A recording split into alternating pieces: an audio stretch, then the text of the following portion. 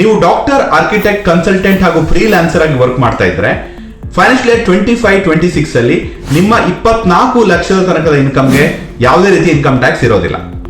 Section 44 ADA ಪ್ರಕಾರ ನಿಮ್ಮ income financial year 25-26 ಅಲ್ಲಿ 75 ಲಕ್ಷದ ಒಳಗಡೆ ಇದ್ರೆ ಸೊ ನಿಮ್ಮ ಇನ್ಕಮ್ ನ 50% ಮಾತ್ರ ಪ್ರಾಫಿಟ್ ಅಂತ ಕನ್ಸಿಡರ್ ಮಾಡಲಾಗುತ್ತೆ.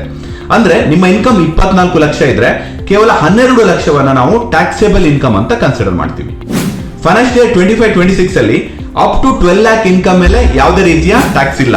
ಸೊ ನೀವು ಯಾವುದೇ ರೀತಿಯ ಟ್ಯಾಕ್ಸ್ ಅನ್ನ ಕಟ್ಟುವ ಅವಶ್ಯಕತೆ ಇರಲ್ಲ. ಆದ್ರೆ ಒಂದು ಕಂಡೀಷನ್ ಇದೆ, ನಿಮ್ಮ ಟೋಟಲ್ ಟ್ರಾನ್ಸಾಕ್ಷನ್ ಅಲ್ಲಿ 95% ಅಧಿಕ ಭಾಗದ ಟ್ರಾನ್ಸಾಕ್ಷನ್ ಬ್ಯಾಂಕಿಂಗ್ ಟ್ರಾನ್ಸಾಕ್ಷನ್ ಅಲ್ಲಿ ಆಗಿರಬೇಕಾಗಿರುತ್ತೆ. ಈ ಬೆನಿಫಿಟ್ಸ್ ಕೇವಲ ಡಾಕ್ಟರ್, ಆರ್ಕಿಟೆಕ್ಟ್, ಕನ್ಸಲ್ಟೆಂಟ್ ಅಥವಾ ಫ್ರೀಲಾನ್ಸ್ಗೆ ಮಾತ್ರ ಲಿಮಿಟ್ ಆಗಿದೆಯಾ? ಸೊ ಖಂಡಿತವಾಗ್ಲೂ ಇಲ್ಲ. ಇನ್ಕಮ್ ಟ್ಯಾಕ್ಸ್ ಆಕ್ಟ್ ಪ್ರಕಾರ there is a big list of professionals. Comment check ಮಾಡಿ, ನೀವು ಕೂಡ ಈ ಬೆನಿಫಿಟ್ಗೆ ಎಲಿಜಿಬಲ್ ಇದ್ದೀರಾ ಅನ್ನೋದು ಗೊತ್ತಾಗುತ್ತೆ.